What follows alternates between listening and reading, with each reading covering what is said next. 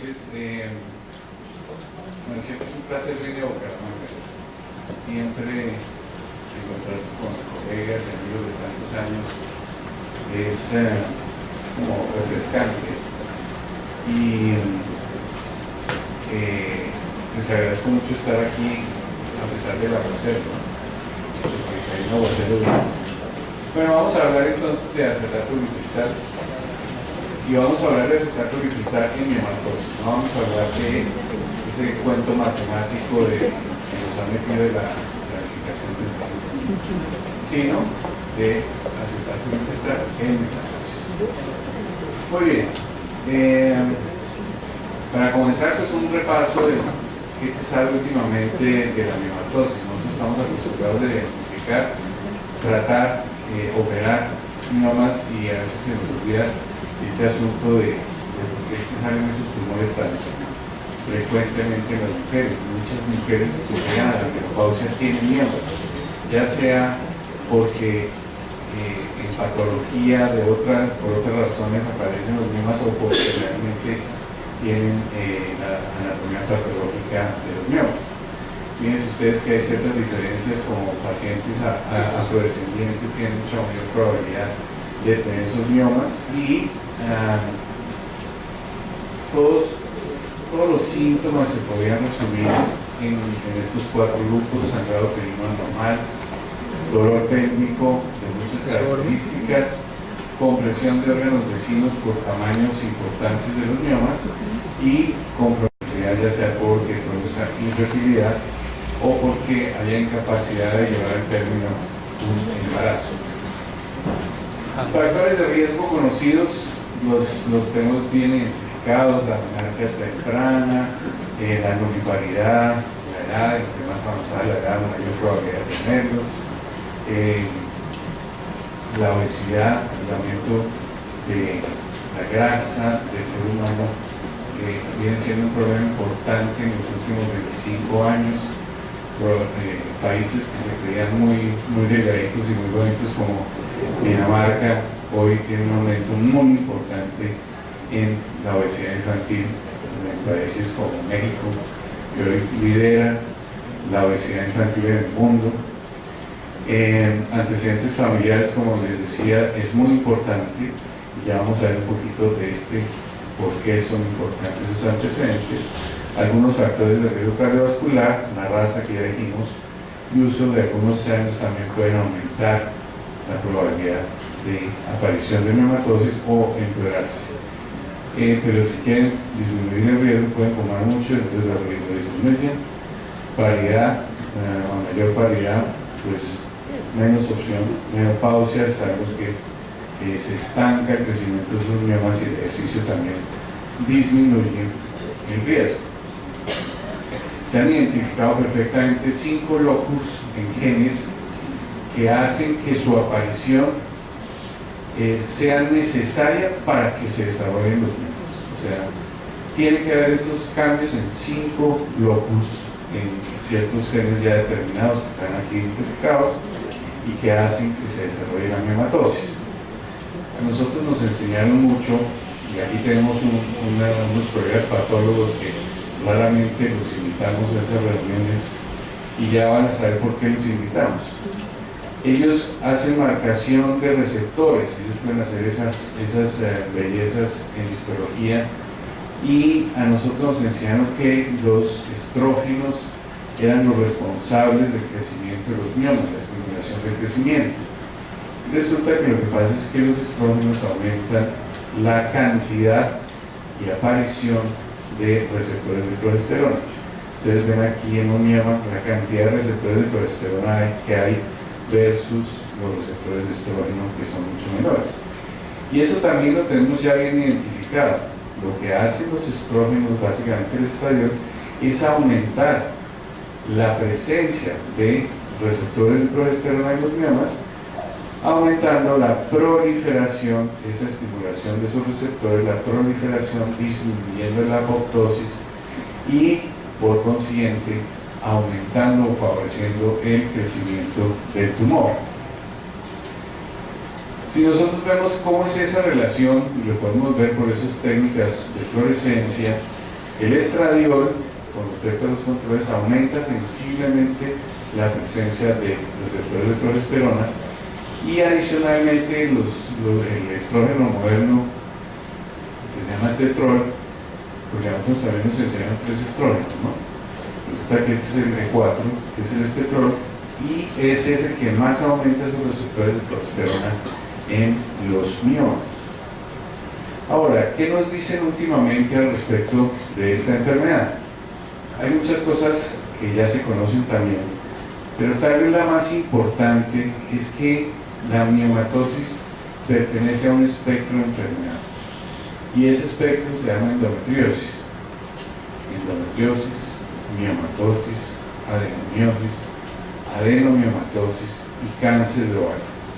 3 tipos de cánceres de ovario que están relacionados con este espectro de enfermedad. Hace unos 4 años los hermanos Neshat, esos que operan tanto por la laparoscopia, nos contaban que esa era una opción, y hoy en día se confirma cada vez más que eso es un espectro de enfermedad. En la unión, aquí endometrio-endometrio, existen células madre que son capaces de diferenciarse según diferentes estímulos como hipoxia o estrés oxidativo, o sea, con alteraciones que van a ir desde la epigenética para ir a diferenciaciones de miomatosis o de endometriosis o de adenomiosis. ¿Y eso de qué depende? Básicamente de ese estímulo que haya en los receptores de la progesterona. Y ese impulsito que se le da a las células madre, que son pluripotenciales, ya estén maduras o inmaduras, puede hacer que se desarrollen diferentes tipos de miomas. Y aquí ya también veo ginecólogos oncólogos, Corea de Azul, que son los que a veces resecan diagnósticos de miomas y resultan otras cosas. ¿Por qué? Porque se parecen mucho. Ese golpe genético al que se le ha llamado es el que hace que con esos factores epigenéticos haya anormalidades fenotípicas que básicamente son miomas. Y esta mutación MET12 parece ser la principal mutación que tiene que estar para que esas células madre proliferen hacia células de miomatosis. Entonces la progesterona, una vez formado el mioma o el tumor, produce un aumento del factor de crecimiento epidérmico, disminución del factor de crecimiento de necrosis tumoral alfa, disminución del factor de crecimiento similar a la insulina y aumento de este BCL2, que básicamente lo que quiere decir es que disminuye la permeabilidad de las caspasas, que a su vez son las responsables de las señales apoptóticas. Entonces, en términos prácticos, lo que pasa es que bloquean la apoptosis de esas células. Y si ustedes van y les dicen a los patólogos que están aquí, y les dicen, bueno, ¿cómo es que ustedes clasifican estas cosas de los miomas? Entonces, una cosa es un mioma clásico y otra cosa es un mioma celular, o un leniomioma típico, o de potencial maligno incierto, que es el más difícil de diagnosticar para ellos. No sé si alguno de ustedes ha tenido opción de tener este caso, o los leiomyosarcomas. Y básicamente depende de la mitosis y de la tipia celular el diagnóstico diferencial de esas. Fíjense que realmente a veces macroscópicamente ni siquiera se puede diferenciar bien. La clasificación de la FIGO, que yo siempre les digo que las clasificaciones siempre las cambian para tratar de simplificar. Lo que hacen es que uno ya se aprendió una, ahora tiene que aprenderse la nueva, que usualmente es más complicada. Entonces, bueno, pero si sistematizamos esto en la resonancia y en la ecografía, pues es mucho más práctico para poder estudiar o hacer estudios sobre miomas. Y para complicarse un poquito más, entonces tenemos la subclasificación. Esto, pues, el que se lo aprendió, no le creo. Pero que toca tenerlo en el consultorio para poder hacer esa clasificación. Realmente yo creo que todos nos quedamos con esta parte de la clasificación, y los ecografistas y los radiólogos que reportan resonancias también lo hacen así. ¿Qué tratamientos hemos tenido en la historia de la medicina de miomatosis? Muchos. Y cuando hay muchos tratamientos, usualmente es porque no funcionan. Progestágenos, antifibromolíticos, AINES, análogos de GNRH, antagonistas de GNRH, danazol, inhibidores de aromatasa que ya se salieron de la paleta de tratamientos, y por última generación los moduladores selectivos de los receptores de testosterona. Y desde el punto de vista quirúrgico, pues las miomectomías y las histerectomías. No sé si en alguno de los hospitales de los que están aquí hacen embolización. ¿Sí? ¿Cómo les ha ido?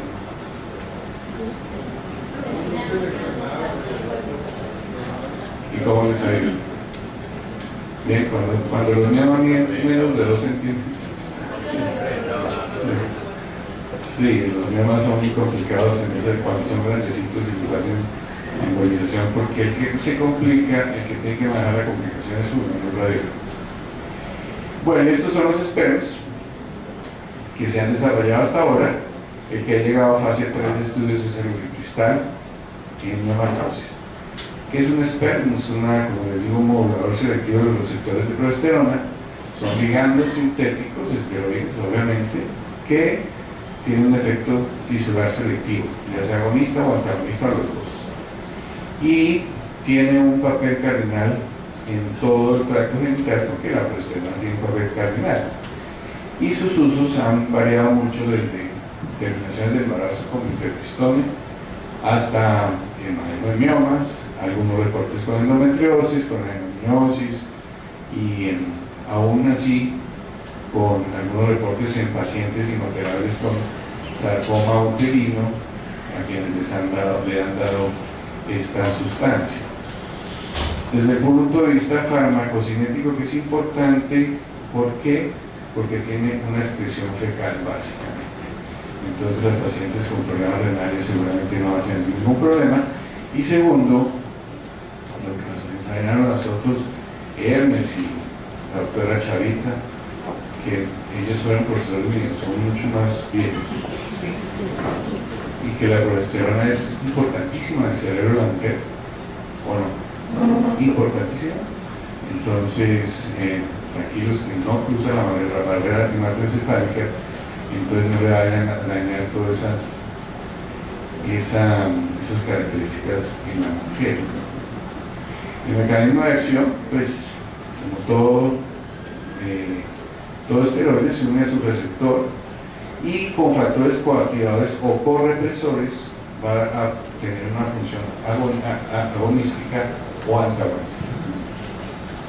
Muy bien, ¿qué produce el uricristal en el mioma? Estos efectos son en el mioma.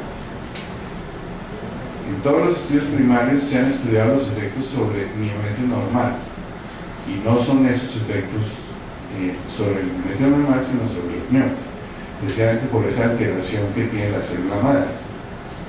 Entonces aumenta el factor epidémico de crecimiento, pero disminuye el factor de necrosis tumoral. Entonces va a disminuir en términos prácticos el crecimiento celular e induce la apoptosis, porque disminuye la expresión del BCL2 que les decía, y por consiguiente las caspasas sí van a ser en su función de señal apoptótica, y esa razón, esta es la que hace que se dispare todo el mecanismo de apoptosis y persista durante mucho tiempo, a pesar de que la paciente no esté siendo tratada en el momento. Y además disminuye el factor de crecimiento vascular endotelial e inhibe el depósito de colágeno en los espacios extracelulares. ¿Qué hace sobre el eje hipotálamo, hipófisis, ovario? Lo primero es que retarda bien la ovulación. Por eso los estudios con uricristal en anticoncepción de emergencia. Y cómo hace que retarda la ovulación o la inhibe. Eso quiere decir que los pacientes tratados con estos no ovulan. No está estudiado como anticonceptivo. por eso no tiene la indicación de anticoncepción. Por eso las pacientes que estén en tratamiento deberían usar un método alternativo que no sea hormonal. Y por ende, como la acción sanguínea ovárica, no se alteran los niveles de PSH-LH. Y si no se alteran, pues los niveles de estradiol están en fase medio folicular, o sea, no tienen síntomas menopáusicos. Y adicionalmente tiene efectos sobre el endometrio, que para eso invitamos a la doctora Ana María Uribe, que fue la jefe del departamento de patología de la Universidad Javeriana, y que nos va a contar a todos y a los patólogos invitados cuáles son esos cambios en la materia y qué produce amenorrea. Muy bien. ¿Cómo se hacen los estudios en medicina? Pues se hacen primero observación, después estudios explicativos puntuales, fase 2, después estudios fase 3 y muchas veces estudios fase 4. Los fase 2 entonces son estudios explicativos que empezaron en 2005 y esto ha tenido una lógica científica de investigación que es realmente envidiable, porque ojalá no todas las moléculas nuevas tuvieran esta forma de ser estudiadas y fueron en cabeza del doctor Jacques Donnay, que muchos de nosotros conocemos. Estos son los primeros dos estudios fase 2, básicamente pacientes que van a ir a esterectomía, les da placebo o ulipristal. Y vamos a ver cuáles son los efectos que tiene esa cosa en los miomas. Y esta es muy parecida, placebo versus ulipristal, a 20 miligramos, 10 miligramos, 10 miligramos, y que después iban solamente a histerectomía o a pimenectomía o no se operaban algunas de ellas. ¿Qué encontraron? Ellos se dieron cuenta que a las 4 semanas, o desde las 4 semanas de tratamiento hasta las 12 semanas, o sea 3 meses, las pacientes disminuían sensiblemente su sangrado, sensiblemente. Y adicionalmente se dieron cuenta que los miomas reducían su tamaño. Aquí está, este es el punto cero, o sea, una disminución importante de los miomas en diferentes dosis, a las 4 semanas o desde las 4 semanas y a las 12 con mayor razón. Entonces decidieron hacer estudios fase 3, o sea, ya no son explicativos, son estudios con pacientes con la patología para ver esos y otros desenlaces. Son los estudios PERL, por la sigla en inglés. El primer estudio, entonces, es ulipristal con hierro, ulipristal 5 miligramos, 10 miligramos con hierro y placebo con hierro. ¿Y eso para qué es? Para valorar la eficacia. Y todas iban a cirugía. ¿Qué pasó ahí? El 92% o 91% de pacientes tenían sangrados normales o menor que su T normal a las 12 o 13 semanas de tratamiento. ¿Cuándo empezaba ese sangrado normal? Al 7º día. La gran mayoría de pacientes ya estaban sangrando normalmente al 7º día, comparado obviamente con placebo. ¿Y qué vieron además? Que había una reducción de volumen que era igual que en nuestros estudios fase 2. Quiere decir que más o menos el 40% de pacientes después de 3 meses tenían una reducción de por lo menos 25% del mioma. Y los efectos secundarios que se repiten igualitos en todos los estudios, porque son los mismos efectos secundarios de cualquier progestina. Si se dan cuenta, dolor mamario, dismenorrea a veces, dolor abdominal, estreñimiento, cefalea, mareo, esos son clásicos efectos secundarios de las progestinas. Y como les digo, se repiten calcadamente en todos los estudios. Y los efectos sobre el endometrio nos los va a explicar la doctora Uribe con mayor detalle. Esta es la visión estereoscópica de ese evento de una dilatación quística particular que va a ser explicada por ella, y que es particular porque nosotros no habíamos tenido acceso a utilizar moléculas de este tipo. Por eso los cambios endometriales los patólogos no conocen muy bien porque no han tenido esa patología. Entonces, por eso pues vamos a explicar un poquito más de fondo. El segundo estudio, entonces vamos con acetato ulipristal, 5 y 10 miligramos y leprohidina. ¿Por qué? Porque es el mejor tratamiento teóricamente para el asunto. y todas las pacientes van a cirugía. ¿Qué pasó ahí? Calcado, exactamente igual al séptimo día. La gran mayoría de pacientes están sangrando poco o muy poco comparado con 30 días con el Euprolide. El porcentaje de pacientes en amenorrea era muy parecido y desde las 9 semanas en los 3 grupos, y el efecto sobre el volumen del mioma era similar entre estos dos grupos, un poquito menos que con el Euprolide.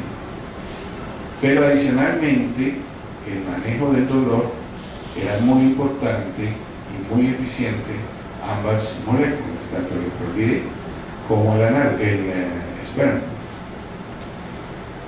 Pero cuando vemos la reducción del cambio del volumen de los 3 miomas más grandes, entonces vemos cómo con Unicristal hay una disminución importante del volumen en ambos grupos, pero a las 38 semanas, o sea 9 meses después, solamente persiste un 16% de reducción en las pacientes del Euprolide. Eso ya lo sabemos, las pacientes que usan Euprolide vuelven y crecen los miomas, en cambio los otros persisten en su disminución.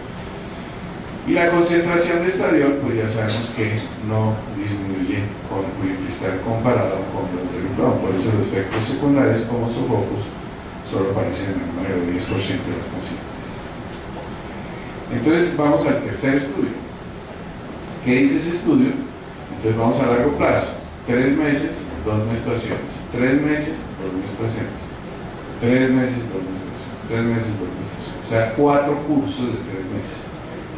Y con biopsias endometriales para certificar precisamente los cambios que se han podido describir ya en muchos países de Europa, si ese es el estudio. ¿Y qué podemos ver? Calcado. El 80% de las pacientes tenían una reducción de por lo menos un 25% del volumen del mioma. Y el 60% de pacientes tenían por lo menos una reducción del 50% del mioma. La gran mayoría de ellas, cuando medimos diámetro, no volumen, tenían una disminución muy importante del diámetro, que es, ya vamos a hablar un poquito de eso, y en cambio en volumen, a partir de la línea media de los 3 miomas más grandes, había una reducción sensible de ese volumen. Entonces vamos a hacer uno similar, con más biopsias, más visitas. Aquí están todas las biopsias que hicieron las pacientes, más visitas, un seguimiento más de cerca, usualmente con resonancia magnética nuclear de la miomatosis. ¿Y qué podemos decir? La gran mayoría de pacientes entran en amenorrea rápidamente, en cada ciclo. 2, la intensidad del sangrado siempre va a ir en disminución. 3, calcado, el 80% de pacientes tienen una disminución por lo menos del 25% del volumen, y el 60% de por lo menos un 50% del volumen. Y el concepto de volumen es muy importante porque resulta que el volumen depende del radio o del diámetro, pero no es lo mismo. Si yo tengo un de 10 centímetros en una esfera, el volumen de esa esfera es de 524 centímetros cúbicos. Si le pongo una reducción del 63%, el volumen, pues obviamente reduce un 63%, pero el diámetro no reduce un 63%, porque eso es un espacial, es una medida espacial, no longitudinal como es el diámetro. Vamos a ver unos ejemplos que el doctor Romé nos prestó. Estos son pacientes, esta es una paciente que tiene una miomatosis severa. Aquí está el sacro, aquí tenemos el endometrio, este mioma que tiene un porcentaje importante aquí dentro del endometrio. ¿Qué pasa con esos miomas después de 3 meses? Se reduce, y lo que llaman ahora en la literatura, muchos reportes que dicen migración de miomatosis. Migran de ser un mioma tipo 1 a no ser submucosa. Y cómo se reducen sensiblemente esos los 3 miomas mayores. Este es otro caso, un mioma dominante, además de otros, obviamente, con alguna distorsión de la cavidad endometrial. Después de 3 meses quedan vestigios de esos miomas y después de 6 meses pues es muy difícil de ver. Esto por ecografía se podría reportar como un útero normal. Y la capacidad vesical que mejora también sensiblemente. Este es un caso de una afro-belga de 24 años, una miomatosis severa. Esta llega mucho más arriba. Ocupa toda la pelvis mayor y menor, una capacidad vesical muy disminuida. 3 meses de tratamiento, vemos cómo se han reducido los miomas acá, la capacidad mejora. 6 meses de tratamiento, ya quedan vestigiales esos miomas, la paciente se embaraza, este es un saco, aquí está el bebé, y esto es después del parto normal, lo que queda de la mitosis. Entonces, ¿por qué no? El parto no es que el embarazo no es que aumenta los miomas. Yo no, aquí no, porque esa señal de apoptosis que yo les decía se dispara y permanece. Es la explicación que se da. Otro caso de miomas grandes que han reducido sensiblemente con el tratamiento. Y a los que nos gusta la laparoscopia, tenemos un mioma tratado con un cristal. Lo que pasa es que se reduce en tamaño, como ya vimos, pero adicionalmente este plano que se aumenta con respecto a lo que estaba es un plano mucho más blando y está lleno de tejido regenerado. Eso quiere decir que cuando yo voy a entrar al mioma no va a perder los planos como cuando yo provide, sino que se va a identificar muy bien los planos y va a ser muy fácilmente resecable, como están viendo en ese ejemplo. Este también es el doctor Romero. Esto es después del tratamiento con un cristal de 6 meses, 6 ciclos.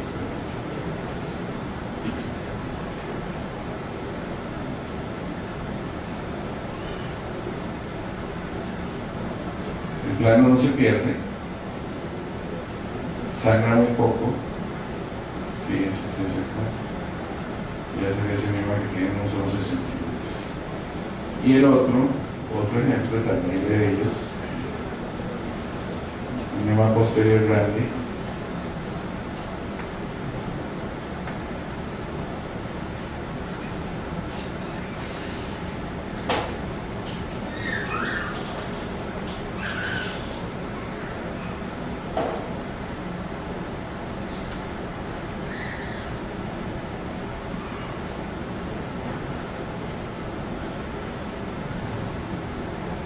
entonces este tejido está reblandecido y el plano se ve perfectamente con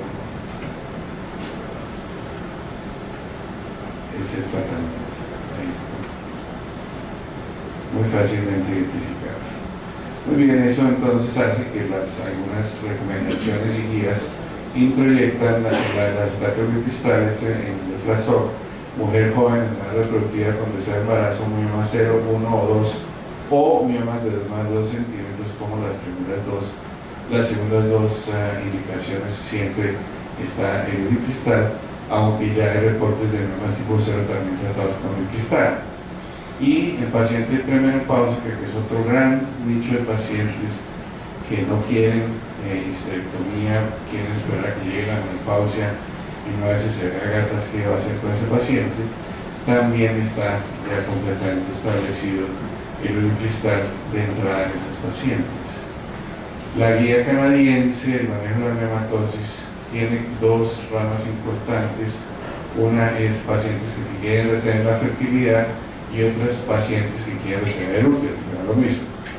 Y entonces en primer puesto está el uricristal como en la primera indicación de tratamiento en ambos grupos. Y lo que viene son muchos estudios de seguridad en adenomiosis, en endometriosis, más obviamente en miomatosis, en mama, estudios de costos, ya hay estudios varios de tratamientos pre-in vitro sin necesidad de miometrías previas, como hacen siempre los infectólogos.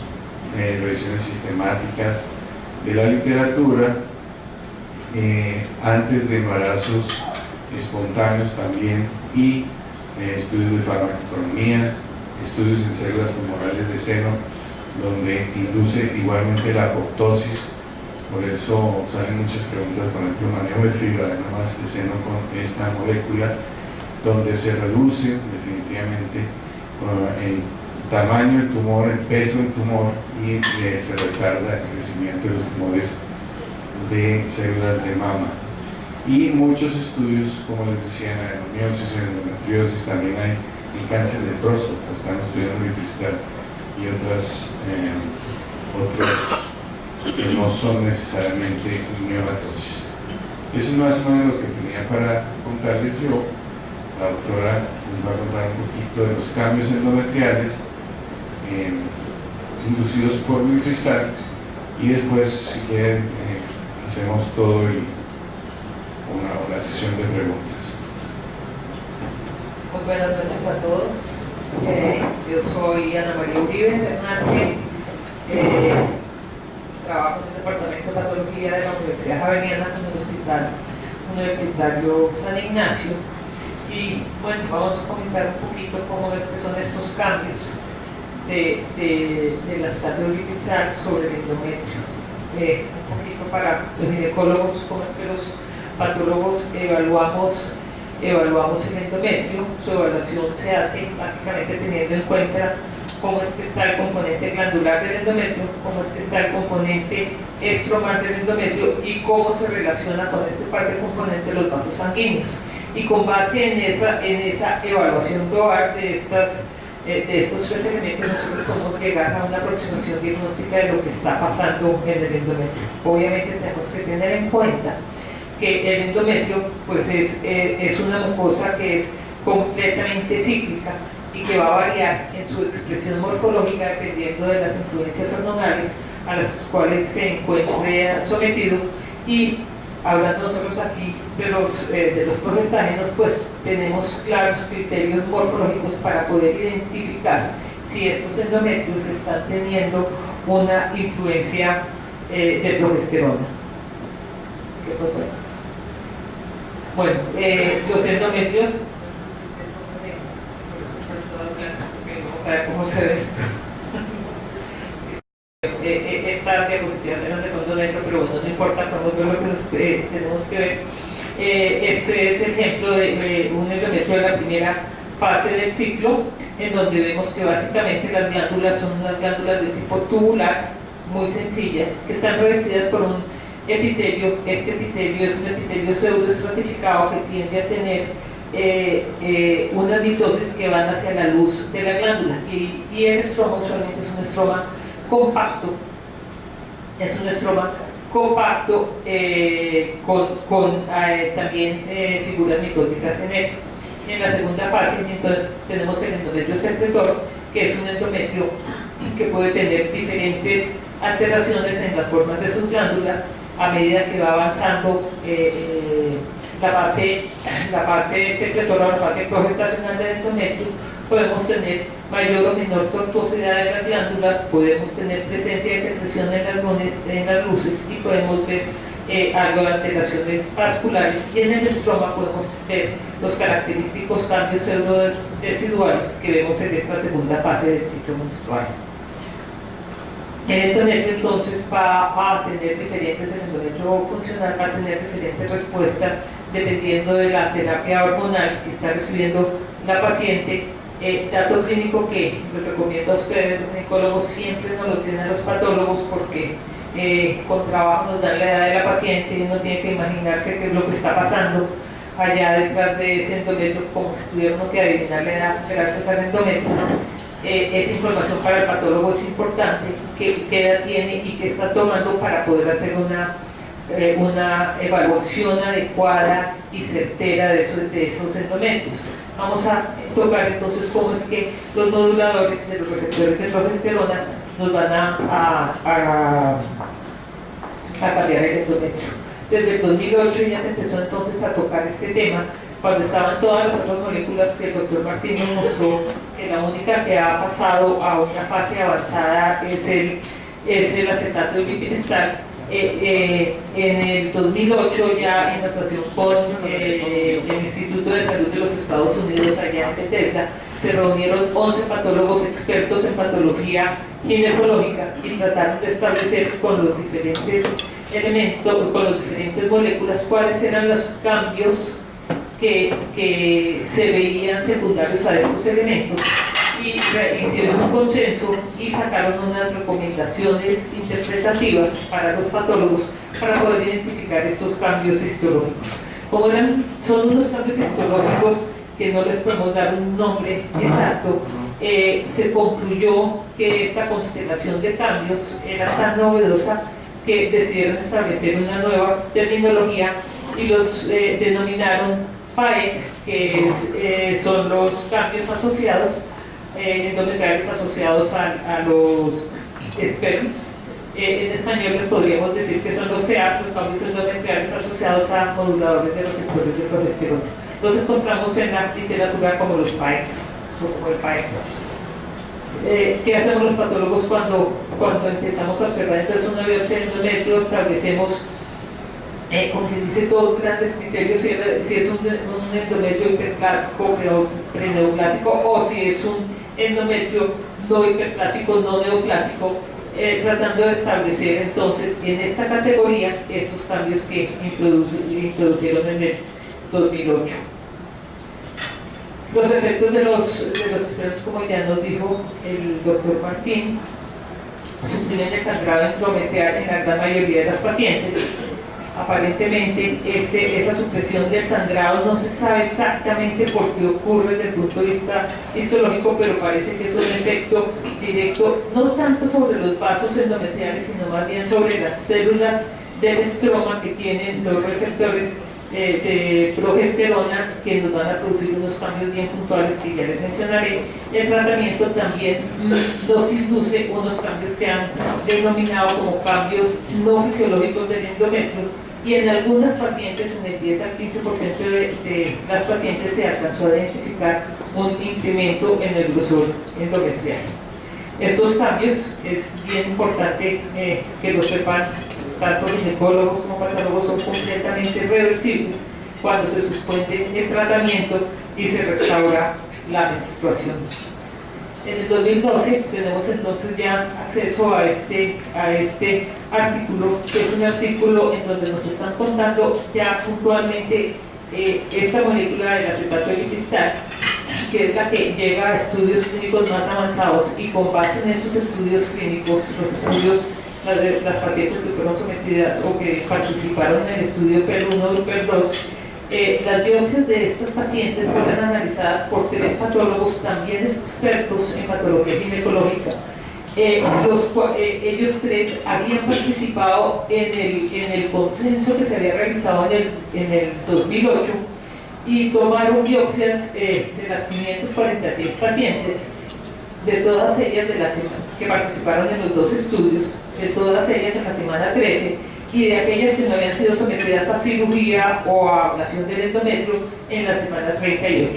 Y en ellos hubo una serie de consensos que nos reafirmaron lo que nos habían comentado en el 2008 y nos establecieron unos criterios como muy puntuales y muy claros para poder identificar cuáles son estos cambios. Entonces, los cambios van a afectar tanto a las glándulas como al estroma y a los vasos sanguíneos. Vamos a ver una baja actividad cictótica tanto en las glándulas endometriales como en el estroma. Vamos a tener unas bajoras endometriales abortivas, va a haber apoptosis, va a haber ausencia de rompimiento estromal, ausencia de apiñamiento glandular, va a haber dilatación glandular quística con un revestimiento epitelial más bien aplanado en la pseudoestratificación nuclear, y vamos a tener alteraciones vasculares. Puntualmente, entonces, en las 3 áreas que analizamos nosotros en el endometrio, cómo veríamos estos cambios.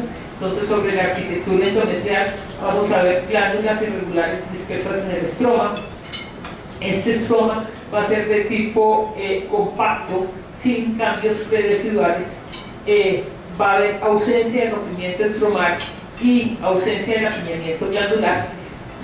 Estos van a ser secundarios usualmente a los efectos antagónicos de la molécula, y vamos a tener también alteraciones vasculares. Estas alteraciones vasculares pueden ser variadas, podemos tener vasos estáticos, podemos tener vasos con proliferación o con vasos arteriales con engrosamiento de su capa muscular, o podemos tener también grandes dilataciones. Aquí vemos unos ejemplos de lo que son los componentes glandulares, como podemos tener el componente glandular que en ocasiones puede tener este efecto medio pseudo, como medio secretor, gracias al efecto agónico que tiene la molécula, porque ya tiene un efecto agónico y un antagónico, ¿cierto? Nos puede dar un endometrio secretor, pobremente secretor, con las alteraciones vasculares, los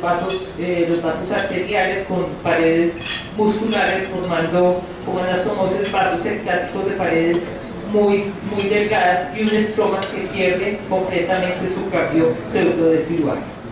En las glándulas endometriales, entonces, ese efecto agónico nos puede dar una apariencia secretora no fisiológica, donde podemos tener una arquitectura de tipo o secretor o proliferativo, con una escasa secreción muy acuosa, poca mitosis en ese epitelio glandular, alternando con algunas glándulas que tienden a tener gran cantidad de apoptosis, baja actividad mitótica en el epitelio del estroma, glándulas tortuosas de tipo secretor y formas. Y tal vez el cambio más frecuente en todas estas biopsias fue unos extensos cambios quísticos que nos hacen pensar, cuando estamos viendo ese pequeño aumento, que esto se pueda tratar de una hiperplasia simple sin atimia en el endometrio. Aquí están los vasos tortuosos, una secreción muy aguada en el aspecto tortuoso de la glándula del plexo endometrial, y los cambios quísticos. Cuando bajamos a ver esos cambios quísticos, usualmente estas glándulas quísticas están revestidas por un epitelio que tiene o mucha apoptosis, o puede inclusive esa secreción anormal darnos un efecto apocrino en estas glándulas.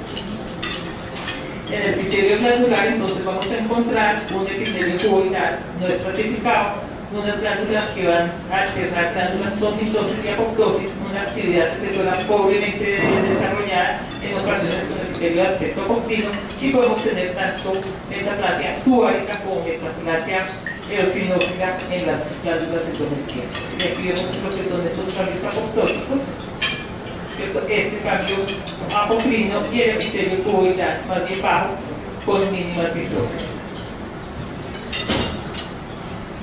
En estos estudios se hicieron también hay tablas comparativas de cuáles eran los cambios que se presentaban por los estimuladores, moduladores de progesterona, con el segundo elemento que utilizaron, que fueron los utilizaban el percidosterol y con el emprolide y con los otros, y hay pues tablas, sacamos tablas en esta comunicación, que es bastante bueno este artículo, cuáles son los cambios en cada uno de ellos. No encuentra uno en la literatura mucha información acerca de estos cambios. Lo último que encontré fue una revisión de 2015 en la revista de Contraception, en donde trataban de revisar los diferentes los efectos de las diferentes moléculas que nos activan la progesterona, y realmente concluyen con los externos, que son los cambios, los PAES, y son exactamente lo que acabamos de ir. El cambio más representativo es la dilatación física, las alteraciones vasculares y el estroma sin efecto pseudodesidual y pocas mitosis. Entonces concluye realmente este artículo del 2012 que hay un alto nivel de concordancia entre los patólogos en cuanto a la presencia o ausencia de cambios endometriales no fisiológicos, que el endometrio regresa a su histología normal en la mayoría de las pacientes después de 6 meses de tratamiento. Aquellas pacientes que llegaron a la biopsia de la semana 38 podían tener mínimos cambios tipo PAE en su endometrio, y que es importante que los patólogos conozcan este espectro de cambios inducidos de los espejos para evitar diagnósticos de hiperplasias o pólipos endometriales. Pólipos, ¿por qué? Por las características de los vasos sanguíneos. Hiperplasias, ¿por qué? Por las características de dilatación quística de las glándulas. Y para terminar, el endometrio entonces tiene cambios importantes con el tratamiento de los PET y en el último estudio, incluyendo el acetato y el cristal, tienen cambios morfológicos denominados PAE, que inicialmente pensaron que podrían inducir un efecto placentológico, pero está claramente demostrado en estas biopsias que los cambios morfológicos están muy distantes a hacer cambios de hiperplasia nuclear. Listo, ahora sí. ¿Preguntas?